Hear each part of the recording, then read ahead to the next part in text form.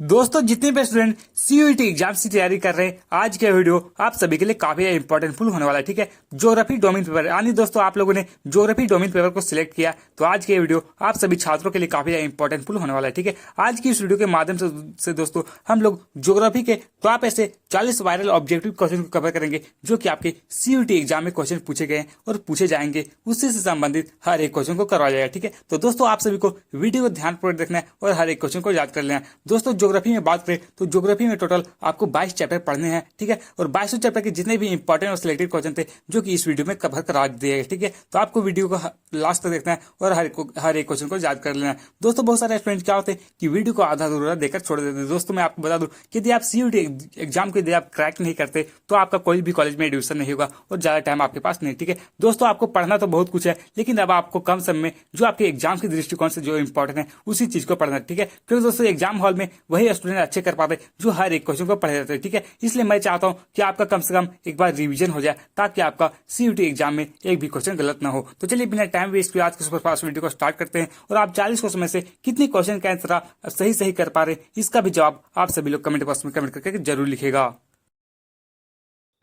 पहला क्वेश्चन क्या बोल रहे फ्रेंड्स कि मानव भूगोल मानव समाज और धरातल के बीच संबंधों का संश्लेषित अध्ययन है। यह परिभाषा किस विद्वान के द्वारा दिया गया। काफी इंपॉर्टेंट क्वेश्चन फ्रेंड कि जो परिभाषा की मानव भूगोल जो है वो मानव समाज और धरातल के बीच संबंधों का संश्लेषित अध्ययन है, यह कथन किसके द्वारा दिया गया। तो दोस्तों ये जो कथन है वो फ्रेडरिक ड्रेजेल के द्वारा दिया गया था। ठीक है, तो ऑप्शन यहाँ पे बी राइट आंसर होगा फ्रेडरिक ड्रेजेल। दोस्तों ये कहाँ के रहने वाले थे, तो ये जो फ्रेडरिक ड्रेजेल हैं वो जर्मन के निवासी थे। ठीक है, तो आपसे क्वेश्चन में पूछा जा सकता है कि फ्रेडरिक ड्रेजेल कहाँ के निवासी थे, तो जर्मन के। दोस्तों फ्रेडरिक ड्रेजेल दोस्तों इन्हें नियतिवाद का जनक भी कहा जाता है। तो आपसे क्वेश्चन में पूछा जाएगा कि नियतिवाद का जनक किसे कहा जाता है, तो फ्रेडरिक ड्रेजेल को। ठीक है, अगला 2 में क्या बोल रहा है कि नवनिश्चयवाद की संकल्पना किसके द्वारा प्रयुक्त की गई। यानी दोस्तों बताएं ये जो नवनिश्चयवाद है इसकी संकल्पना जो है वो कौन सा भूगोल वेता के द्वारा दिया गया। तो जो नवनिश्चयवाद है वो ग्रिफिथ टेलर के द्वारा दिया गया था। ठीक है, तो ऑप्शन यहाँ पे राइट ऑप्शन ये हो जाएगा का। दोस्तों यहाँ पे क ख ग घ लिखा हुआ, लेकिन मैं आप लोगों को एबीसीडी बोलूंगा तो आप लोग समझ जाएंगे। ठीक है, तो दोस्तों ग्रिफिथ टेलर के द्वारा नवनिश्चयवाद की परिभाषा को दिया गया। और दोस्तों ये जो ग्रिफिथ टेलर है ये कहाँ के रहने वाले थे, तो ये यूएसए के रहने वाले। ठीक है, कहाँ के, यूएसए यानी अमेरिका के। ठीक है, और दोस्तों ये जो ग्रिफिथ टेलर है इन्हें नवनिश्चयवाद का जनक भी कहा जाता है। तो आपसे क्वेश्चन पूछा जा सकता है कि नवनिश्चयवाद का जनक किसे कहा जाता है, तो ग्रिफिथ टेलर को। दोस्तों बहुत सारे स्टूडेंट क्या होते हैं कि वीडियो को लास्ट तक देखते हैं। दोस्तों आपका क्लास 12 का जो बोर्ड एग्जाम होगा वो आपका लाइफ में एक बार ही होता है, इसलिए दोस्तों आपको वीडियो को ध्यानपूर्वक देखना है और हर एक क्वेश्चन को अच्छी तरह से याद करने का प्रयास करना है। क्योंकि दोस्तों जो स्टूडेंट जितना ज्यादा क्वेश्चन पढ़ेगा उससे उनका नॉलेज उतना ही अधिक बढ़ेगा, उनका कॉन्फिडेंस लेवल उतना ही अधिक बढ़ेगा। इसलिए आपको दोस्तों ध्यानपूर्वक देखना है और हर एक क्वेश्चन को अच्छी तरह से याद करने का प्रयास करना है। अगला क्वेश्चन क्या बोल रहा है कि जनसंख्या की दृष्टि से विश्व का दूसरा सबसे बड़ा देश है। यानी दोस्तों विश्व में जनसंख्या की दृष्टि से दूसरा सबसे बड़ा देश कौन सा है, तो जनसंख्या की दृष्टि से सबसे बड़ा देश की बात करें तो सबसे बड़ा जो देश है दोस्तों पहला स्थान पे आता है चीन, लेकिन यहाँ पे दूसरा पूछा गया तो दूसरा जो है दोस्तों वो है भारत का। ठीक है, तो ऑप्शन ये राइट आंसर भारत। जी दोस्तों भारत जो है वो जनसंख्या की दृष्टि से दूसरा स्थान पे आता है। और यदि रूस की बात करें तो ये जो रूस है वो क्षेत्रफल की दृष्टि से जो दोस्तों वो सबसे बड़ा देश है। ठीक है, अगला 4 में दिया गया कि किस विद्वान ने अपने सिद्धांत 1778 ईस्वी में कहा था कि लोगों की संख्या खाद्यान्न आपूर्ति की अपेक्षा अधिक तेजी से बढ़ेगी। तो दोस्तों ये जो कथन है वो किसके द्वारा कहा गया था वो आपको बताना। दोस्तों ये जो कथन है वो थॉमस माल्थन्स के द्वारा कहा गया था। ठीक है, तो आप यहाँ पे डी राइट थॉमस माल्थन्स। ये कहाँ के रहने वाले थे, तो दोस्तों ये ब्रिटिश के रहने वाले। ठीक है, कहाँ के, तो ब्रिटिश या फिर ब्रिटेन के। अगला क्वेश्चन क्या बोल रहा है कि निम्नलिखित में से कौन सा एक विरल जनसंख्या वाला क्षेत्र नहीं है। यार इनमें से कौन सा क्षेत्र दोस्तों जहाँ की जनसंख्या जो वो विरल नहीं। तो दोस्तों ये जो आटाकामा प्रदेश है वहाँ भी जनसंख्या काफी कम रहते हैं। ठीक है, भूमध्य रेखीय प्रदेश में भी जनसंख्या कम निवास करती है। ये जो ध्रुवीय प्रदेश है यहाँ पे काफी ज्यादा दोस्तों ठंडा होता है जिसके कारण जनसंख्या कम निवास करती है। बट ये जो दक्षिण पूर्वी एशिया दोस्तों यहाँ पे जनसंख्या देखे इनके मुकाबले देखा जाए तो काफी ज्यादा अधिक निवास करती है। तो ऑप्शन यहाँ पे सी राइट राइट दक्षिण पूर्वी एशिया। ठीक है, अगला 6 में क्या बोल रहा है कि निम्नलिखित में से कौन सा एक प्रतिकर्ष कारक नहीं। काफी बार क्लास 12 का फाइनल बोर्ड में प्रतिकर्ष और अपकर्ष से क्वेश्चन पूछे जाते हैं कि इनमें से कौन सा दोस्तों वो प्रतिकर्ष कारक नहीं आपको बताएं। दोस्तों प्रतिकर्ष कहने का मतलब वो है कि दोस्तों जहाँ पे जो लोग हैं वो मजबूरी में अपना घर को छोड़ते हैं। जैसे कोई भी आपदा आ जाएगा, महामारी आ जाएगा, तो वहाँ पे जो लोग होते हैं वो मजबूरन में अपने घर को छोड़ते हैं। और अपकर्ष के अंतर्गत आएगा दोस्तों जब कोई भी व्यक्ति जो है वो बेहतरीन संसाधनों का उपयोग करने के लिए दोस्तों अपने घर को छोड़ता है, उसे दोस्तों अपकर्ष के अंतर्गत शामिल किया जाता है। ठीक है, तो यहाँ पे राइट आंसर जो हो जाएगा दोस्तों हो जाएगा ये जलवायु जो दोस्तों अपकर्ष कारक के अंतर्गत आता है। बाकी यहाँ पे जितने भी दिया गया ये जो चिकित्सा है, जहाँ की चिकित्सा सुविधाएं अच्छी नहीं होती तो वे लोग घर छोड़ते हैं। बेरोजगारी होगा दोस्तों तो अपने घर को लोग निवास स्थान छोड़ के किसी दूसरे स्थान में जाते हैं। और ये जो शैक्षणिक सुविधाएं भी अच्छी नहीं होगी तो दूसरे स्थान पर जाएंगे। ठीक है, तो ये सभी प्रतिकर्ष कारक के अंतर्गत आएंगे, बट ये जो जलवायु है वो अपकर्ष कारक के अंतर्गत आएगा। अगला 7 में क्या बोल रहा है कि निम्नलिखित में से किस आयु वर्ग के लोग लोगों को कार्यशील जनसंख्या कहा जाता है। इनमें से कौन सा जो आयु वर्ग के लोग हैं दोस्तों वो कार्यशील जनसंख्या कहा जाता है। काफी आसान क्वेश्चन दोस्तों। 15 वर्ष से लेकर के 59 वर्ष के वर्ष वाले जितने भी लोग हैं उन्हें कौन सा जनसंख्या के अंतर्गत शामिल किया जाता है, तो उन्हें दोस्तों कार्यशील जनसंख्या के अंतर्गत शामिल किया जाता है। ऑप्शन बी यहाँ पे राइट आंसर, कार्यशील जनसंख्या के अंतर्गत 15 से 59। ठीक है दोस्तों, अगर 15 से नीचे रहेगा तो उन्हें कौन सा आयु में, उन्हें बाल आयु वर्ग में शामिल किया जाता है, और यदि 60 से अधिक रहेगा तो उन्हें कौन सा वर्ग में शामिल किया जाएगा, तो उन्हें वृद्ध आयु वर्ग में शामिल किया जाता है। ठीक है, अगला 8 में क्या बोल रहा है कि भारत में साक्षरता दर निर्धारण हेतु कितने वर्ष से अधिक आयु वाले जनसंख्या को शामिल किया जाता है। दोस्तों भारत का जो साक्षरता दर कहने का मतलब दोस्तों कि कोई भी व्यक्ति का उम्र 7 वर्ष या 7 वर्ष से अधिक हो तथा वह किसी भी भाषा को पढ़ना लिखना जानता हो तो उससे साक्षर समझा जाता है भारत में। ठीक है, तो यहाँ पे कितना वर्ष से अधिक रहेगा उसको साक्षर के अंतर्गत शामिल किया जाएगा। तो 7 वर्ष जिसका उम्र है और वह किसी भी भाषा को पढ़ लिख लेता है तो उसे साक्षर समझा जाएगा। तो ऑप्शन सी राइट आंसर, 7 वर्ष। अगला क्वेश्चन क्या बोल रहा है कि निम्नलिखित में से किस देश का लिंग अनुपात विश्व में सर्वाधिक है। इनमें से कौन सा देश का जो लिंगानुपात है दोस्तों वो सबसे अधिक। लिंगानुपात कहने का मतलब दोस्तों प्रति हजार पुरुषों पर जो स्त्रियों की कुल संख्या होती है उसी को लिंगानुपात कहा जाता है। तो आपको पता है विश्व में सबसे अधिक लिंगानुपात वाला देश कौन सा है, तो ये जो लैटविया दोस्तों विश्व में सबसे अधिक लिंगानुपात वाला देश है। ठीक है, आपसे क्वेश्चन पूछा जा सकता है उल्टा कि विश्व में सबसे कम लिंगानुपात वाला राज्य कौन सा है, तो संयुक्त अरब अमीरात। जी हाँ दोस्तों, ये जो संयुक्त अरब अमीरात है यहाँ पे विश्व में सबसे कम लिंगानुपात पाया जाता है। ठीक है, यहाँ पे लिंगानुपात कम पाए जाने के क्या कारण दोस्तों, तो पुरुष कार्यशील जनसंख्या का प्रवास। ठीक है, कई बार क्वेश्चन पूछा गया आपके बोर्ड एग्जाम में। अगला 10 में क्या बोल रहा है कि मानव विकास की अवधारणा किस अर्थशास्त्र द्वारा प्रस्तुत किया गया। ये मानव विकास की अवधारणा दोस्तों वो इनमें से किसके द्वारा प्रस्तुत किया गया था, तो दोस्तों ये जो अवधारणा है वो डॉक्टर महबूब उल हक के द्वारा दिया गया था। तो यहाँ पे राइट आंसर हो जाएगा दोस्तों ऑप्शन डी, डॉक्टर महबूब उल हक। ये कहाँ के रहने वाले थे दोस्तों, ये जो डॉक्टर महबूब उल हक है वो पाकिस्तान के रहने वाले थे। कहाँ के, तो पाकिस्तान के। नेक्स्ट क्या बोल रहा है कि 1990 ईस्वी में कौन सा संगठन मानव विकास प्रतिवेदन प्रकाशित कर रहा था। तो दोस्तों 1990 ईस्वी में दोस्तों संयुक्त राष्ट्र विकास कार्यक्रम के द्वारा दोस्तों ये जो मानव विकास सूचकांक है वो प्रतिवेदन प्रकाशित किया गया था। ठीक है, तो आपसे यहाँ पे राइट आंसर होगा सी, संयुक्त राष्ट्र विकास कार्यक्रम। दोस्तों ये जो संयुक्त राष्ट्र विकास कार्यक्रम का जो फुल फॉर्म होता है यूएनडीपी। ठीक है, यूएनडीपी का दोस्तों ये जो संयुक्त राष्ट्र विकास कार्यक्रम है इसकी स्थापना कब हुई, तो इसकी जो स्थापना दोस्तों वो 1965 ईस्वी में हुआ था। ठीक है, इसका मुख्यालय कहाँ दोस्तों, ये जो संयुक्त राष्ट्र विकास कार्यक्रम है इसका जो मुख्यालय है वो न्यूयॉर्क में स्थित है। ठीक है, और दोस्तों ये जो विश्व स्वास्थ्य संगठन है यानी विश्व स्वास्थ्य संगठन यानी WHO इसका मुख्यालय कहाँ पे है, तो इसका मुख्यालय दोस्तों जेनेवा में है। इसकी स्थापना कब की, तो 1948 में इसकी स्थापना की गई थी। ठीक है, ये जो यूनेस्को है ये कहाँ पर स्थित है इसकी, तो इसकी स्थापना 1945 में की गई और इसकी जो मुख्यालय है वो पेरिस में स्थित है। 11-12 में क्या बोल रहा है कि विश्व में किस देश द्वारा सकल राष्ट्रीय प्रसन्नता यानी GNH को देश की प्रगति का आधिकारिक माप घोषित किया गया। तो 12 का करेक्ट आंसर जो दोस्तों हो जाएगा ऑप्शन सी, भूटान। दोस्तों जिन भाई और बहनों ने चैनल को सब्सक्राइब कर लिया उन लोगों को तहे दिल से धन्यवाद। जिन लोगों ने चैनल को सब्सक्राइब नहीं किया यार प्लीज चैनल को सब्सक्राइब कर ले, क्योंकि दोस्तों ये जो चैनल है इस चैनल में क्लास 12 का फाइनल बोर्ड एग्जाम की तैयारी बहुत ही बेहतरीन तरीके से करवाया जा रहा है। ठीक है, और दोस्तों अभी रात के बज रहा है 12:11 हुआ। मैं आप लोगों के लिए इतना ज़्यादा मेहनत करता हूँ, इसलिए आप लोग चैनल को सब्सक्राइब कर ले, क्योंकि दोस्तों अभी रात को 12 बज रहा है और मैं आप लोगों के लिए वीडियो बना रहा हूँ। ठीक है, तो आपके लिए कहीं ना कहीं काफी ज़्यादा इंपॉर्टेंट होते हैं आप वीडियो को लास्ट तक देखते हैं। तो 11-13 में क्या बोल रहा है कि मानव विकास प्रतिवेदन 2020 के अनुसार भारत का स्थान कौन सा है। दोस्तों ये जो मानव विकास प्रतिवेदन है उसमें 2020 में जो भारत का स्थान था वो कैवां स्थान पर भारत आया था वो आपको बताना है। दोस्तों 2020 में जो है वो 131वां स्थान पे आया था। ठीक है, तो ऑप्शन यहाँ पे बी राइट है, 131वां स्थान। 2019 की बात करें दोस्तों तो 2019 में भारत का कैवां स्थान आया था, तो 2019 में जो दोस्तों भारत का जो आया था वो 132वां स्थान आया था, और 2011 में जो है वो 134वां स्थान आया था। ठीक है, नेक्स्ट क्या बोल रहा है कि इनमें से कौन प्राथमिक क्रिया के अंतर्गत आता है। काफी आसान क्वेश्चन दोस्तों, इनमें से कौन सा क्रिया जो क्षेत्र है वो प्राथमिक क्रियाकलाप के अंतर्गत, तो दोस्तों ये उद्योग है वो किसके अंतर्गत आएगा, तो ये द्वितीय क्रियाकलाप के अंतर्गत। खनन किसके अंतर्गत है, तो ये जो खनन है दोस्तों वो प्राथमिक क्रियाकलाप के अंतर्गत आएगा। ठीक है, तो ऑप्शन बी राइट आंसर खनन। दोस्तों सेवा किसके अंतर्गत, तो ये जो सेवा क्षेत्र है वो तृतीय क्रियाकलाप के अंतर्गत आता है। बैंकिंग की बात करें तो बैंकिंग भी जो है वो तृतीय क्रियाकलाप के अंतर्गत आती है।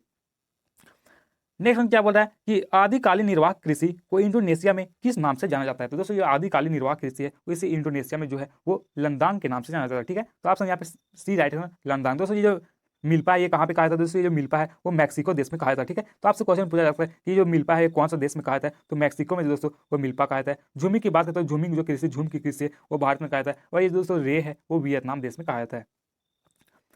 नेक्स्ट 16 में क्या बोल रहा है कि कौन सी कृषि प्रणाली भारत में यूरोपीय लोगों द्वारा शुरू किया गया था। दोस्तों ये जो रोपण कृषि दोस्तों वो भारत में जो है वो यूरोप के द्वारा आया था। ठीक है, तो ऑप्शन ये राइट आंसर रोपण कृषि।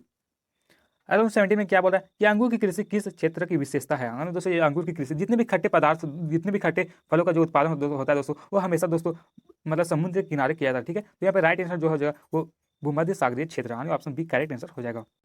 अगला क्वेश्चन क्या बोल रहा है कि कौन सा देश पुष्प उत्पादन में विशिष्टीकरण रखता है। दोस्तों पुष्प उत्पादन में सबसे अधिक कौन सा देश विशिष्टीकरण रखता है, तो ये जो नीदरलैंड है दोस्तों वो काफी ज्यादा पुष्प उत्पादन में आगे है। ठीक है, तो ऑप्शन ये राइट आंसर नीदरलैंड। नेक्स्ट क्या बोला है कि सामूहिक कृषि को सोवियत संघ में किस नाम से जाना जाता है। दोस्तों ये सामूहिक कृषि है, इसे सोवियत संघ में कौन से नाम से जाना जाता है, तो सामूहिक कृषि को सोवियत संघ में जो है वो कोल खोज कहा जाता है। ठीक है, तो ऑप्शन ये करेक्ट होगा, कोल खोज।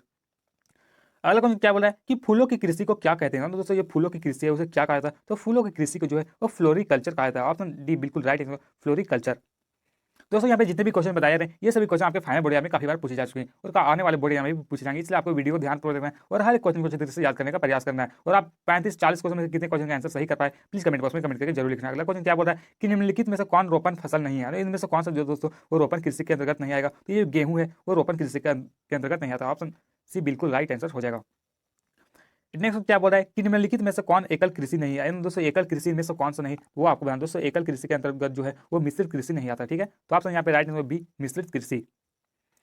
नेक्स्ट 23 में दिया गया कि विनिर्माण का शाब्दिक अर्थ क्या होता है। दोस्तों ये जो विनिर्माण है इसका शाब्दिक अर्थ क्या होता है, तो मशीनों से बनाना इसका शाब्दिक अर्थ होता है, मशीनों से बनाना ही विनिर्माण कहलाता है। ठीक है, तो ऑप्शन सी बिल्कुल राइट आंसर हो जाएगा। नेक्स्ट 24 में दिया गया कि किस प्रकार के उद्योग सामान्यतः प्रदूषण नहीं फैलाते हैं। दोस्तों इनमें से कौन सा उद्योग जो है वो प्रदूषण नहीं फैलाते, तो ये जो स्वच्छ उद्योग है दोस्तों ये प्रदूषण नहीं फैलाते। ठीक है, तो ऑप्शन ये राइट आंसर हो जाएगा। अगला क्वेश्चन क्या बोल रहा है कि कौन सा उद्योग निर्माण की सबसे छोटी इकाई, यानी इनमें से कौन सा उद्योग जो दोस्तों वो निर्माण के लिए सबसे छोटी उद्योग है, तो दोस्तों ये कुटीर उद्योग है। दोस्तों ये सबसे छोटी उद्योग होती है। ठीक है, तो आपसे यहाँ पे राइट होगा कुटीर उद्योग। दोस्तों ये कुटीर उद्योग में होता है एक घर के लोगों के द्वारा ही किसी भी वस्तु का उत्पादन किया जाता है, तो ये काफी ज्यादा छोटे होते हैं। ठीक है, तो ऑप्शन सी राइट आंसर हो जाएगा। अगला क्वेश्चन क्या बोल रहा है कि जर्मनी का रूर क्षेत्र किस लिए प्रसिद्ध है। दोस्तों ये जो जर्मनी का रूर प्रदेश है वो किस लिए प्रसिद्ध है, तो दोस्तों जर्मनी का जो रूर प्रदेश है वो कोयला उत्पादन के लिए काफी ज्यादा प्रसिद्ध है। ठीक है, तो यहाँ पे जो राइट आंसर है दोस्तों वो हो जाएगा ऑप्शन बी कोयला उत्पादन के लिए। और यदि बात करें दोस्तों कि भारत का रूल प्रदेश किसे कहा जाता है, दोस्तों भारत का जो रूल प्रदेश है वो झारखंड को कहा जाता है। ठीक है, तो आपसे क्वेश्चन पूछा जा सकता है कि भारत का जो रूल प्रदेश है वो किसे कहा जाता है, तो झारखंड राज्य जो दोस्तों उसको जो है वो भारत का रूल प्रदेश कहा जाता है, क्योंकि दोस्तों झारखंड में बहुत ही ज्यादा मात्रा में कोयले का उत्पादन होता है। अगर 27 में क्या बोल रहा है कि निम्नलिखित में से किस अर्थव्यवस्था में उत्पादन का स्वामित्व व्यक्ति का होता है ना। दोस्तों इनमें से कौन सा अर्थव्यवस्था में जो है वो उत्पादन का स्वामित्व जो है वो किसी निजी व्यक्ति का होता है वो आपको बताना है। ठीक है, दोस्तों पूंजीवादी अर्थव्यवस्था में जो दोस्तों उत्पादन का जो स्वामित्व है वो किसी एक व्यक्ति के अंतर्गत होता है। ठीक है, ये जो मिश्रित है दोस्तों इसमें सरकार और व्यक्ति दोनों का होता है, और जो साम्यवादी इसमें सिर्फ सरकार का होता है। अगला क्या बोला है कि निम्नलिखित में से कौन सा एक जोड़ा सही सुमेलित है, यानी इनमें से कौन सा जोड़ा दोस्तों सही है, तो लोह इस्पात उद्योग और पीटर्सबर्ग ये जो जोड़ा दोस्तों ये सही ऑप्शन डी राइट होगा दोस्तों लोहे। अगला क्या बोला दोस्तों कि निम्नलिखित में से कौन सा उद्योग अन्य उद्योग के लिए कच्चे माल का उत्पादन करता है, तो दोस्तों ये जो आधारभूत उद्योग है वो राइट आंसर हो जाएगा 29 का। ठीक है, आधारभूत उद्योग जो दोस्तों अन्य उद्योग के लिए कच्चे माल उत्पादन करता है, तो ऑप्शन सी राइट आंसर हो जाएगा। अगला क्वेश्चन क्या बोल रहा है कि किस उद्योग को आधारभूत उद्योग कहा जाता है, तो दोस्तों किस उद्योग को आधारभूत उद्योग भी कहा जाता है वो आपको बताना है। 30 का जो राइट आंसर दोस्तों वो हो जाएगा लोह इस्पात उद्योग। जी हाँ दोस्तों लोह इस्पात उद्योग को जो है वो आधारभूत उद्योग भी कहा जाता है, तो यहाँ पे ऑप्शन डी राइट आंसर लोह इस्पात उद्योग। अगला 31 में दिया गया कि किस क्षेत्र को जंग का कटोरा कहा के नाम से पुकारा जाता है, इनमें से कौन सा क्षेत्र है जिसे जंग का कटोरा कहा जाता है वो आपको बताना है। दोस्तों ये जो जंग का कटोरा है वो पीटर्सबर्ग क्षेत्र को कहा जाता है। ठीक है, तो ऑप्शन यहाँ पे ये राइट आंसर पीटर्सबर्ग क्षेत्र। अगला 32 में दिया गया है कि पंपास क्षेत्र का संबंध निम्नलिखित में से किस फसल से है, यानी जो पंपास शब्द का क्षेत्र का जो संबंध है वो इनमें से कौन सा फसल से वो आपको बताना है। दोस्तों ये पंपास शब्द है इसका जो संबंध है वो गेहूं से है। ठीक है, तो ऑप्शन ये राइट है गेहूं। दोस्तों गेहूं जो है वो एक खाद्यान्न फसल के अंतर्गत आता है। अगला 33 में दिया गया कि नगरीय क्षेत्र कहलाने के लिए कम से कम कितने प्रतिशत पुरुष श्रमिक गैर कृषि कार्यों में संलग्न होते हैं। दोस्तों कोई भी क्षेत्र है उसको नगर कब कहा जाएगा तो वो आपको बताना। दोस्तों नगर कहने का मतलब दोस्तों वहाँ की जो जनसंख्या घनत्व है वो 400 से अधिक होना चाहिए। कितनी जनसंख्या घनत्व 400 से अधिक होना चाहिए, और वहाँ की जो जितनी जनसंख्या वो 75% से अधिक दोस्तों वो मतलब गैर कृषि कार्यों में लगे होना चाहिए। ठीक है, तो आपसे यहाँ पे सी राइट में 75% से अधिक दोस्तों वहाँ पे जो जनसंख्या वो द्वितीय तथा तृतीय क्रियाकलाप में कार्यरत होते हैं। अगला 34 में क्या बोल रहा है कि निम्नलिखित में से कौन सा एक सांस्कृतिक नगर का उदाहरण है, यानी इनमें से कौन सा बताना है ये जो सांस्कृतिक नगर के अंतर्गत आता है, तो ये दोस्तों ये जो जेरूसलम है वो सांस्कृतिक नगर के अंतर्गत आता है, तो ऑप्शन ये बिल्कुल राइट आंसर हो जाएगा। अगला क्वेश्चन 35 में दिया है कि इथोपिया की राजधानी अदिस अबाबा का अर्थ क्या है। दोस्तों ये जो इथोपिया है इसकी जो राजधानी अदिस अबाबा है इसका अर्थ क्या होता है वो आपको बताना है। तो दोस्तों इसका जो अर्थ होता है वो नया पुष्प होता है। ठीक है, तो ऑप्शन ये राइट नया पुष्प। नेक्स्ट 36 में दिया गया कि जनसंख्या की दृष्टि से विश्व का सबसे बड़ा नगर कौन है। दोस्तों काफी ज्यादा भी क्वेश्चन जनसंख्या की दृष्टि से विश्व का सबसे बड़ा नगर आपको बताना है। तो दोस्तों जनसंख्या की दृष्टि से विश्व की सबसे बड़ा नगर की बात करें तो ये जो टोक्यो है वो विश्व की सबसे बड़ी नगर के अंतर्गत आता है। ठीक है, तो ऑप्शन डी राइट नगर टोक्यो। अगला 37 में दिया गया कि यूनानी शब्द में मेगालोपोलिस का अर्थ क्या होता है। दोस्तों ये जो मेगालोपोलिस है इसका अर्थ क्या होता है, तो इसका जो अर्थ होता है वो एक विशाल नगर होता है। ठीक है, तो ऑप्शन ये राइट विशाल नगर। नेक्स्ट 38 में देखिए कि संघर्ष शब्दावली का प्रयोग सर्वप्रथम किसने किया था। दोस्तों ये संघर्ष शब्दावली है, इसका प्रयोग जो है वो सबसे पहली बार जो किया गया था वो किसके द्वारा किया गया था, तो पैट्रिक गैडिज के द्वारा किया गया था। ठीक है, तो ऑप्शन यहाँ पे बी राइट होगा, पैट्रिक गैडिज। नेक्स्ट देखिए 39 में कि निम्नलिखित में से कौन सी आर्थिक क्रिया ग्रामीण बस्तियों की मुख्य आर्थिक क्रिया, काफी आसान क्वेश्चन दोस्तों। इनमें से कौन सा क्रिया जो है वो ग्रामीण बस्ती के लोगों के द्वारा किया था। दोस्तों प्राथमिक क्रिया जो है वो हमेशा ग्रामीण क्षेत्रों में किया जाता है। ठीक है, तो यहाँ पे राइट आंसर दोस्तों प्राथमिक क्रियाकलाप आनी, ऑप्शन यहाँ पे राइट, ऑप्शन ये राइट होगा प्राथमिक क्रियाकलाप। ठीक है, अगला क्वेश्चन क्या बोला है कि मिलियन सिटी के लिए कितनी जनसंख्या होनी चाहिए। दोस्तों मिलियन सिटी है, कोई भी देश को मिलियन सिटी कब कहा जाएगा, तो मिलियन सिटी की जनसंख्या दोस्तों वो 10 लाख से अधिक होगा तभी वह मिलियन सिटी के अंतर्गत। तो दोस्तों इस प्रकार से हम लोगों ने जितने भी इंपॉर्टेंट क्वेश्चन थे जो कि इस वीडियो के माध्यम से कर लिए, और यदि आप इसी तरह और भी इंपॉर्टेंट क्वेश्चन जानना चाहते हैं तो आप इस चैनल के प्लेलिस्ट में जाकर वीडियो देख सकते हैं। ठीक है, वहाँ पे ज्योग्राफी के हर एक चैप्टर के इंपॉर्टेंट क्वेश्चन करवा दिया हूँ। ठीक है, तो इस वीडियो को डिस्क्रिप्शन बॉक्स में लिंक दे दूंगा, और जिन लोगों ने चैनल को सब्सक्राइब कर लिया उन लोगों को दिल